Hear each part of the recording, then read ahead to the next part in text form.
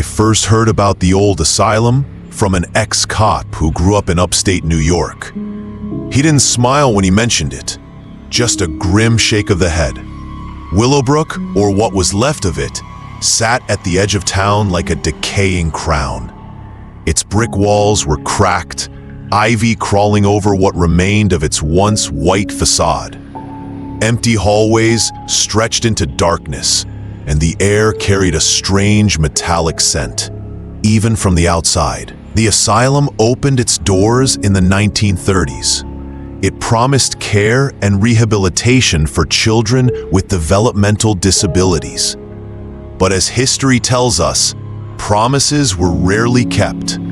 Overcrowding, underfunding, and the kind of neglect that seems impossible today were common. The children called it home. Some stayed for years, some never left.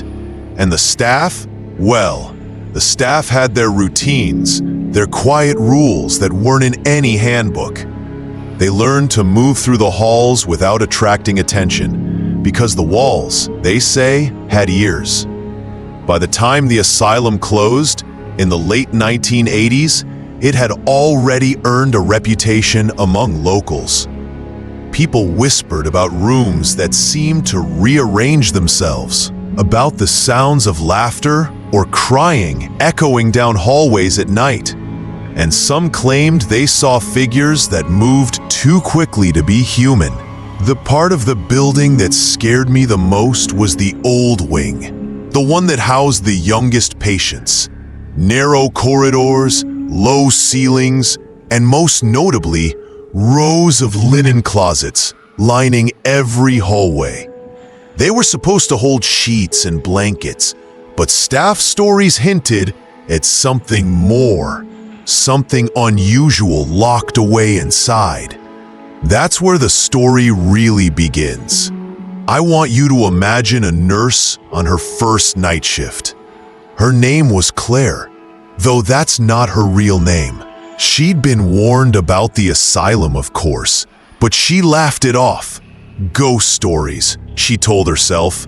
Old buildings, bad plumbing, and bored locals spreading rumors.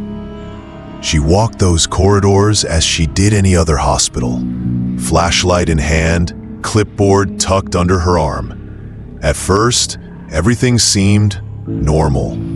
The children's beds were made, the night lights glowed dimly, and the old radiator hissed quietly in the corner. But then, she noticed the little things. A door that had been closed yesterday was slightly ajar, a faint scuff mark on the floor that wasn't there before. And the linen closets? They were always locked. Yet tonight, one of them seemed different. The handle was cold to the touch.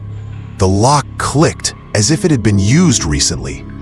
Claire frowned. She remembered that all closets were to remain untouched after hours. Yet something inside demanded attention. The whispers in the staff room resurfaced in her mind. Some beds are never empty. Some closets never stay closed.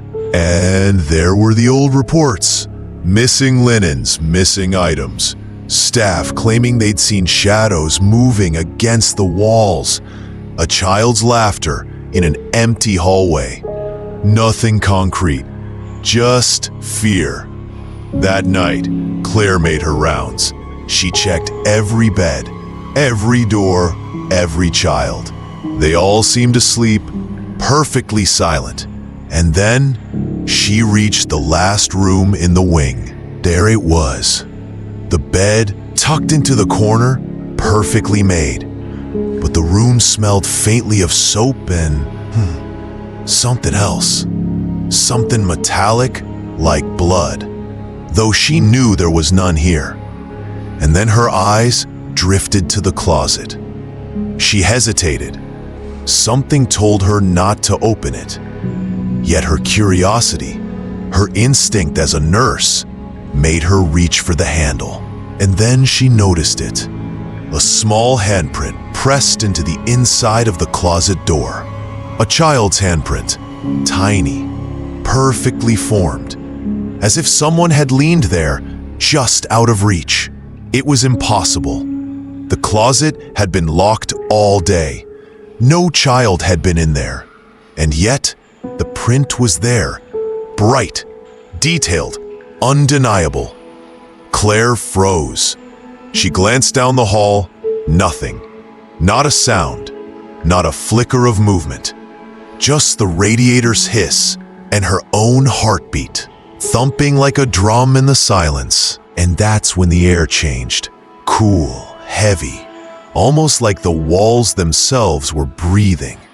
She felt eyes on her, something unseen just beyond the flashlight's beam. This wasn't a typical first night jitters. This wasn't a child playing a prank. Something was here, something that shouldn't be. And in that instant, Claire realized, somewhere in the asylum, behind walls she couldn't see through, something had been waiting for her. The building wasn't empty, not really. And that's when she first heard it. A whisper, just beyond the closet. A voice, soft, almost pleading. "Don't leave. Don't leave me here." Claire's night had just begun, and she would soon discover that in Willowbrook, some doors should never be opened, and some shadows never left when the lights went out. Everyone in the town of upstate New York knew Willowbrook, or at least they thought they did. Parents whispered warnings to their children. Teenagers dared each other to sneak past the rusted gates, but no one stayed long, not after dark. Stories had a way of lingering here. Some were old, some were new, but each carried the same undertone: fear. "My cousin worked there in the 70s, said an elderly woman.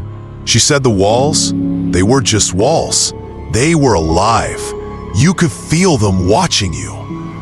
Claire hadn't known the half of it. She had no idea that Willowbrook was infamous, not just for neglect, but for strange, unexplainable events that seemed to grow worse after dark. There were reports of unexplained noises in the halls, footsteps echoing in empty corridors, laughter when no one was near, beds shaking without a cause. Staff spoke of shadowy figures darting between doorways, and the children themselves, some claimed to see someone else, someone who shouldn't exist. One nurse, a veteran of the night shift, confided in whispers. Sometimes you'd be folding laundry, and you'd hear a child giggle behind a locked closet. You'd swear no one was there, but then you'd find something moved, something out of place. The linen closets were notorious. Staff joked, or perhaps warned, that some of them kept secrets. Items vanished, reappeared, or appeared in places they never should have been. One night, a blanket rolled itself out of the closet and onto a bed, even though no one had touched it. And then, there were the disappearances. Nothing official. Just little things. Notes in forgotten logs. A patient found wandering in a different wing. A staff member missing for an hour, returning pale and silent. People said the asylum itself had a way of swallowing you, of holding you just long enough that you weren't sure if you'd been gone or if you'd ever been there at all. Local legends grew from these whispers. Teenagers called it the child in the closet. Adults spoke in hushed tones about a nurse who stayed too long and never quite left, trapped in the corridors alongside children who were never meant to grow up. Claire heard these stories later, after her first night. By then, the handprint on the closet had already haunted her mind.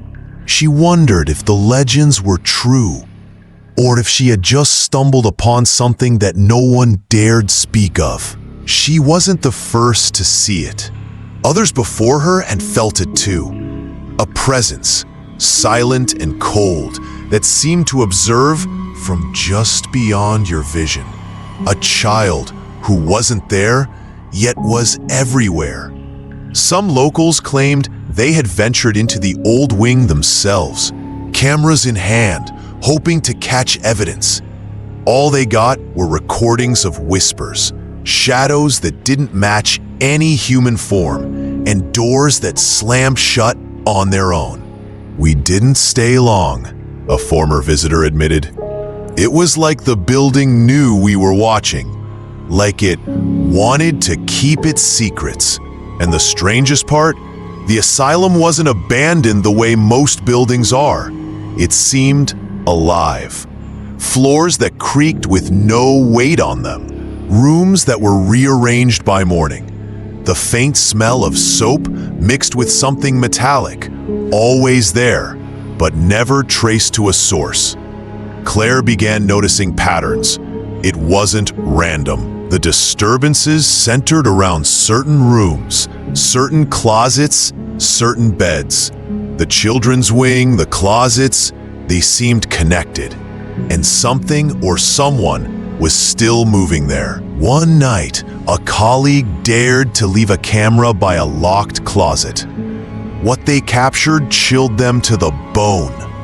A shadow, barely visible, moved along the wall. A whisper, soft but urgent. "Please, help me." The staff began to fear nights when the moon was full. Shadows became more aggressive, sounds more insistent. Doors opened and closed without touch. The building had rhythms, almost like a heartbeat, and it pulsed strongest when no one was looking. Claire herself began to feel it, a tug, a pressure, like someone or something wanted her to stay. Not physically, but mentally, emotionally, as if the asylum was pulling her into its story, rewriting her reality. Former employees spoke of nurses who quit abruptly, leaving uniforms behind, citing things you can't explain, or children who won't let you leave. Some never mentioned the experience again. Some vanished for days, returning pale, distant, haunted. It wasn't just imagination. Something had rooted itself in those halls. Something that lingered, patient, waiting. And the handprint Claire found? That was just the beginning.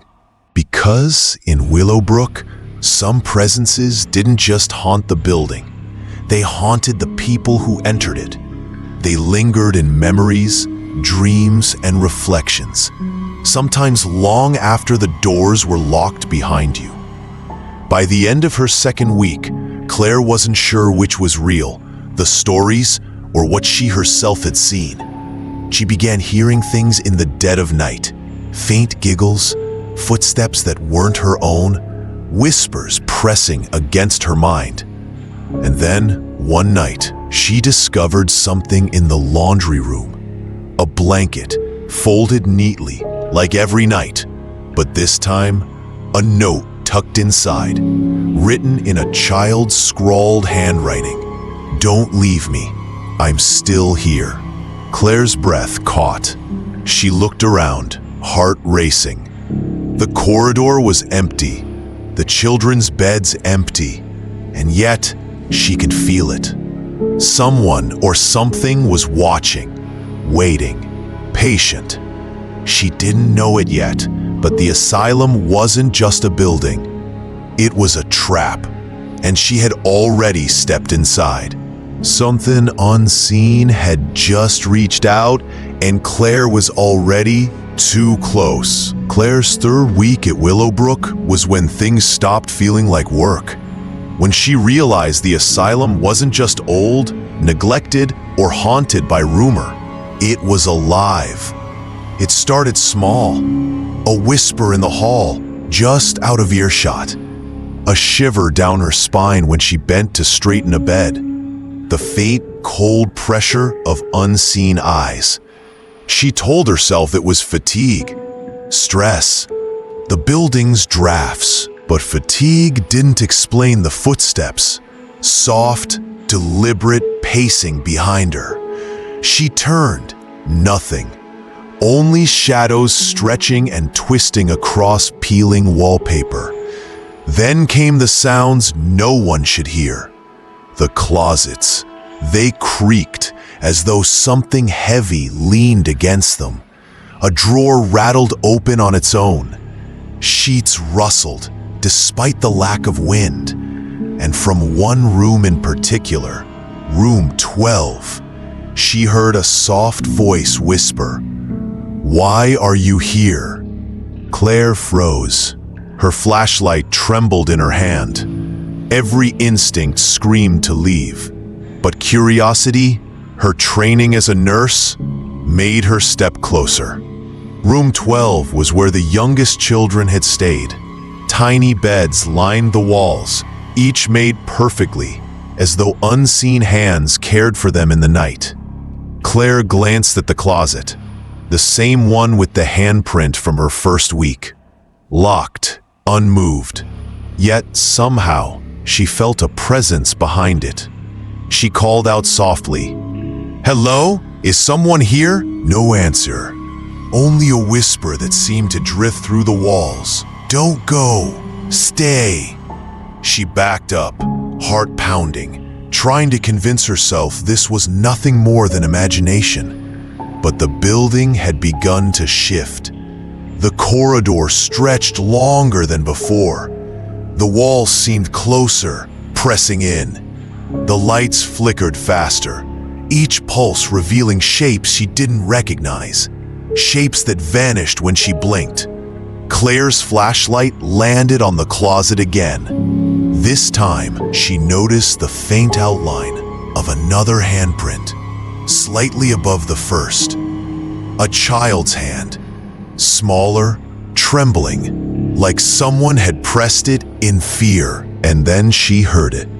Footsteps, tiny, quick, racing across the floor behind her. She spun around. Empty hallway, only shadows. Her heart was hammering. She could feel her pulse in her ears. Goosebumps covered her arms. And yet, something kept her there. Something pulling her forward, toward the closet. Claire crouched, pressing her ear against the heavy door. A whisper floated through the wood. "Please, help me." Her hands shook as she reached for the lock, even though logic screamed to stop. The key wasn't in the office. No one had touched this closet. And yet, the urge to open it to see was irresistible. A sudden cold slammed into her chest, knocking the air out. The flashlight flickered, and she saw it. Movement behind her peripheral vision. A small figure, blurred, darting along the hallway wall. Just a shadow, but it moved like a child running. Claire stumbled backward, flashlight swinging. The shadow seemed to follow, stretch, reach. She blinked. The figure vanished. Only the closet remained, silent, waiting. And then the sound came, the distinct sound of a child crying. Soft, low, inconsolable. It came from everywhere at once. Room 12, the closets, the walls themselves. She fell to her knees, clutching her clipboard, trying to ground herself.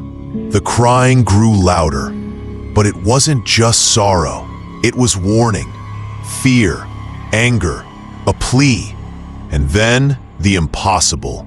The closet door shook, slowly, then violently. Claire scrambled back. Her flashlight skidded across the floor, illuminating the hall just long enough to reveal tiny footprints on the dusty tiles, leading away from the closet. Footprints too small to be human, too deliberate to be the wind. They stretched down the corridor, fading into darkness, and then nothing. Claire's mind raced. Rational thought collapsed. The building pulsed around her, alive, aware. It wasn't the shadows that were terrifying. It was the intelligence behind them. Something that knew her, studied her, and wanted her. Her flashlight flickered again, and then she saw it, just at the edge of the beam. A small figure, pale, childlike, pressed against the wall, eyes dark, hollow, yet unmistakably pleading. Claire's blood ran cold. She wanted to run. She wanted to scream, but her legs refused. The figure moved closer, soundless, leaving faint cold impressions on the floor where it glided. Suddenly, the lights went out. Total darkness. Just the hiss of the radiator. Just the whisper of breath against her ear. Don't leave. Don't leave me here. She groped for her flashlight. It sputtered back to life. And in that instant, the hallway was empty. No footprints, no figure, no sound, save her own ragged breathing. Claire fell against the wall, shivering, whispering to herself that she was imagining it. She wasn't, not completely. She could feel it. Something unseen, patient, observing, waiting for her to slip, to falter. That night, she didn't sleep. Every creak, every shadow, every whisper reminded her she wasn't alone. And the handprints, the closets, the shadows, they weren't random. They were part of the asylum, part of something older than the building itself, something that had waited for her a while. By morning, Claire's first instinct was to leave, but the building had left its mark. Her thoughts, her dreams, her waking hours, haunted by a child she could see only in glimpses, only in shadows, only in whispers. And deep down, she knew the asylum didn't just want to scare her. It wanted something from her, something it had been waiting decades to claim. That night, Claire realized she might never truly leave Willowbrook. Not fully. Claire had learned a terrifying truth. The asylum wasn't just haunted, it was sentient. It watched, it waited, and tonight it would claim her attention fully. It began subtly. The temperature dropped, breath fogging in the air. Doors that had been locked clicked open by themselves. A distant sob echoed down the corridors. And then, the laughter.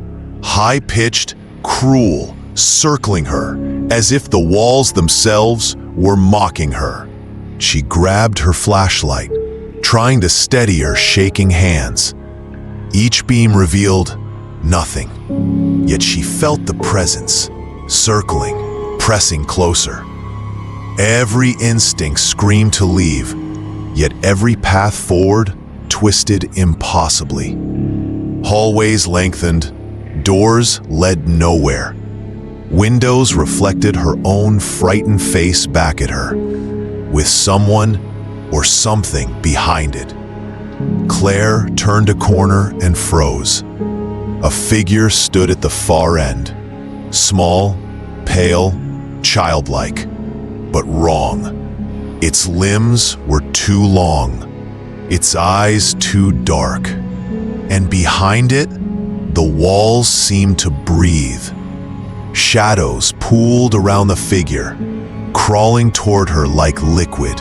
"Why did you come?" it whispered, soft, almost a plea, almost a threat. Claire's mind raced. She tried to retreat, but the hallways had changed. What should have been the exit now led to the laundry room, the room with the infamous linen closets. The closet door she had seen before quivered. Then, slowly, it swung open. Inside, nothing, but the air was thick, almost tangible, like the weight of unseen children pressing in around her. She heard whispers, hundreds of voices layered, overlapping. Some pleaded, some giggled, some cried, and then, unmistakably, one voice called her name. Claire, stay! Her flashlight flickered. In that moment, the shadows surged. Shapes moved across the floor, walls, ceiling. Hands, tiny, skeletal, impossibly fast, brushed against her arms. The air smelled of iron and soap, of old fear. Every step forward felt like wading through water. The building itself resisted.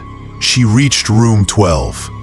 The beds were arranged perfectly, the blankets folded with mechanical precision, and in the corner, the handprints appeared again, layered, dozens of them, climbing the walls. Claire froze. A small figure appeared on the bed. Not a child exactly, not quite human. It stared at her, eyes hollow, mouth open in a silent scream. And then, it moved. The room pulsed, walls contracting, shadows thickening. Claire screamed, but no sound emerged. Her voice was swallowed by the building. She stumbled backward, tripping over a loose tile. Her flashlight skittered across the floor, and in that brief moment of darkness, something seized her ankle. Cold, firm, pulling. She yanked free, heart pounding. The hallway outside was different.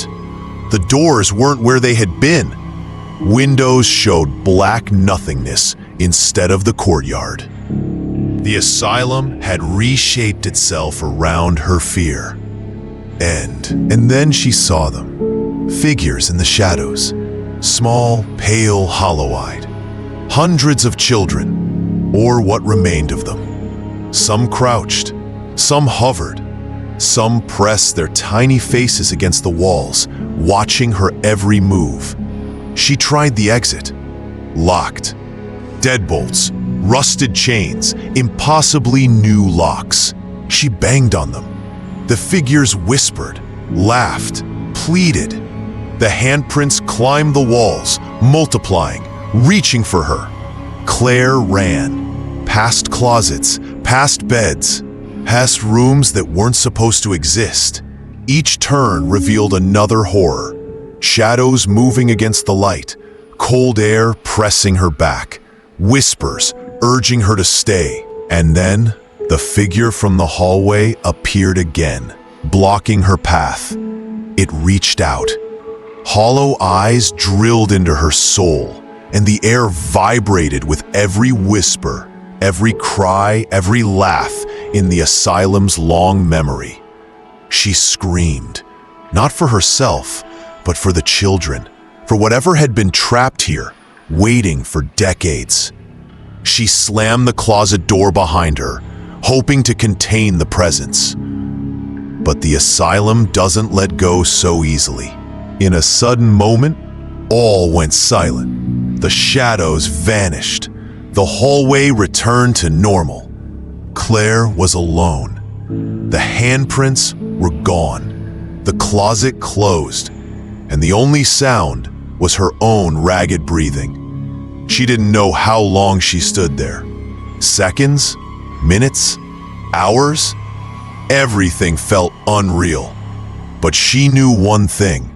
She had seen too much. The asylum had let her leave. For now. But it hadn't forgotten her.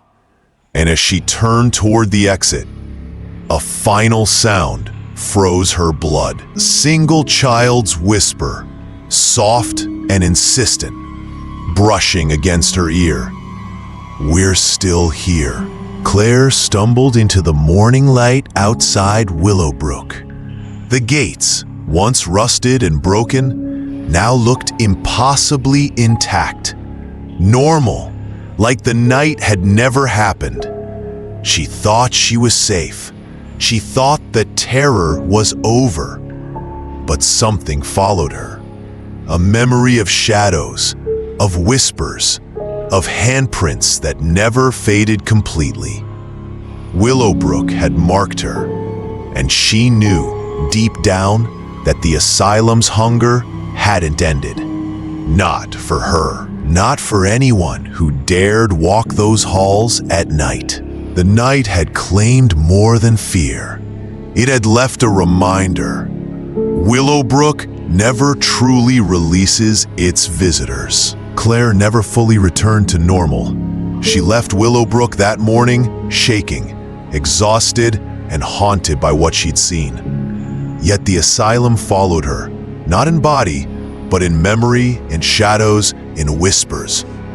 People warned her not to speak of it. Friends, co-workers, even the locals. They said talking about Willowbrook brought the building closer to you. That fear was the key.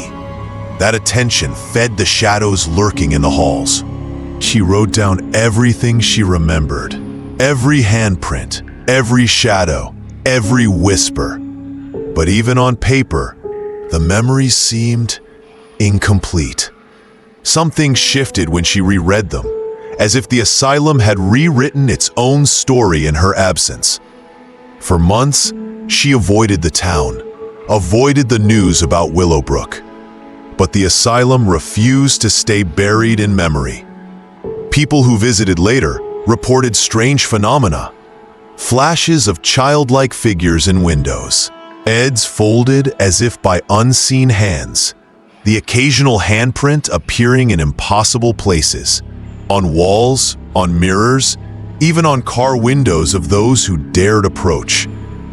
Claire herself began noticing shadows following her outside the asylum, in her apartment, on the street, in reflective surfaces. A child's whisper, faint but unmistakable. "Why did you leave me?" She tried to explain it. Friends said it was stress, PTSD, her mind playing tricks. But she knew the truth. Willowbrook had a reach beyond its walls. It had claimed her attention, and now she belonged, in some small way, to its memory. Over the years, the building decayed further. The local authorities condemned wings, fenced off courtyards, and yet the legends persisted. Visitors claimed to hear the children, to see the shadows, to feel the cold weight of unseen eyes. Some said the building itself had a heartbeat, slow and deliberate, pulsing through the floors and walls, waiting for the next nurse, the next curious visitor. And in every story, there was one constant: but closets.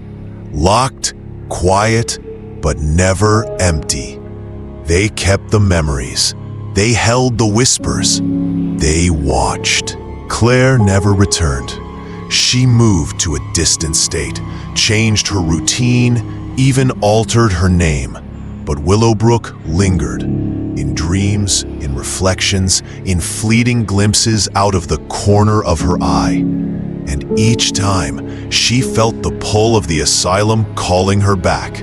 Some nights, she would see the handprints again, not on doors or closets, not in the asylum, but on her own skin, faint impressions, as if tiny hands were pressing against her from another world. A reminder that she could never truly leave. Locals still whisper about Willowbrook. Teenagers still dare each other to peek past the gates at night. And some report seeing a figure, a young nurse, flashlight trembling, eyes wide with fear, walking the halls alone, even though the building has been abandoned for decades. The story spreads quietly, like the breath of a secret. And those who hear it, feel it. A shiver down their spine, a pause in the hallway, a shadow just beyond the corner of their eye. Willowbrook doesn't just haunt a place. It haunts anyone who touches its story, anyone who listens too closely, anyone curious enough to reach for the handprints pressed into its memory. And sometimes, in the dead of night, Claire swears she hears them. The children, the shadows whispering through the walls of her new apartment. Stay. Don't leave. No one knows what she saw. No one knows what followed her home. All anyone knows is that Willowbrook is still there, waiting, patient, hungry, and that the asylum story is far from over. Some doors should never be opened. Some closets should never be touched. And some shadows will follow you long after you leave. If you think this was unsettling, you haven't heard the worst of them. Subscribe and step deeper into the shadows.